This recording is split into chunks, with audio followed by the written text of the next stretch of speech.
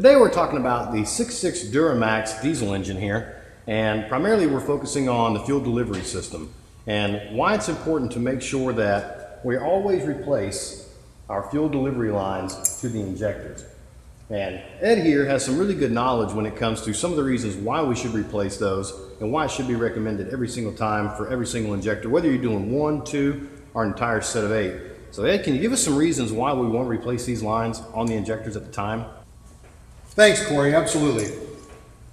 The delivery tubes on these actually have a tapered seat or compression seat.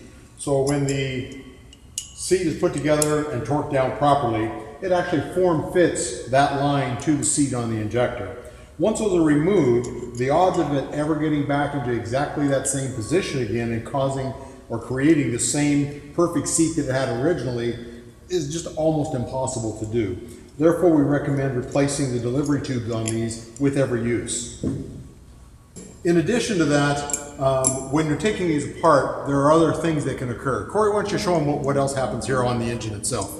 Yeah, and here's the thing. When it comes to these lines, unfortunately, the way that they're located on the engine itself, they're very susceptible to having debris around them, and especially at the time of removal, getting debris in them, on them, or around them again. And what happens is, this is a common rail system. We don't want any debris getting introduced into those new injectors. And unfortunately, again, on this particular system, it's very easy to do. I'm going to get you a closer look of where these injectors are seated and where these lines are seated and show you exactly what I'm talking about as to just how easy it is to get that debris introduced into the new injector.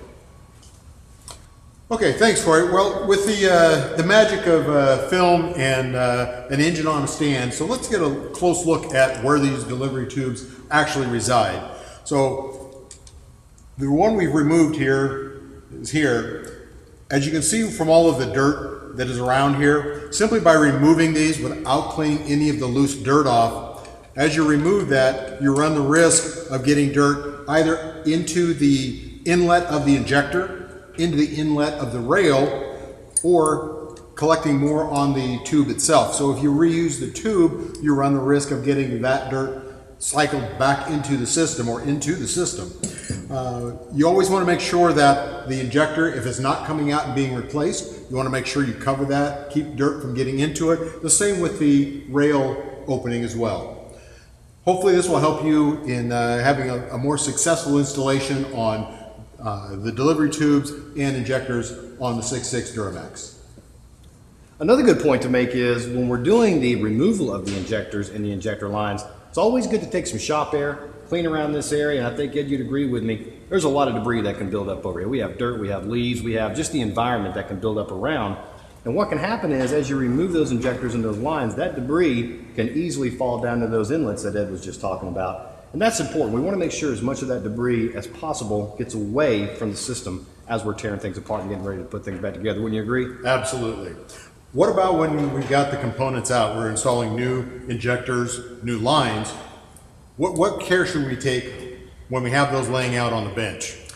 That's a great question, Ed. So when we get the injectors in, one, they're always going to have a rubber cap on the inlet on the injector itself. We want to keep that on until we actually get the injector into the engine itself before we remove that cap. We want to put that in, keep the cap on. Same thing with the line.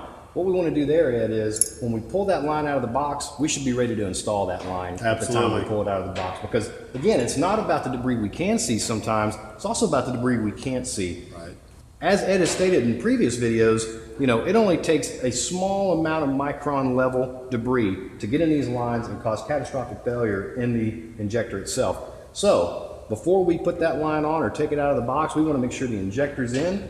We're ready to put the line on, then we'll remove it from its packaging, put it on, and we'll reduce just about as much possibility of getting debris into the system. That's a great question, Ed. And that's great advice. Make sure that everything is kept clean before you install it, so when you do get it together, it has the best opportunity to be successful repair. Very good. Ed, thanks again for joining me. Thank you, Corey. Absolutely. Hopefully now you all have a better understanding of the easiest ways you can keep debris out of the system on these 6.6 Duramax and minimize the risk of having any type of issues in the fuel-related system when it comes to these lines and the injectors. Thanks for watching. Thank you.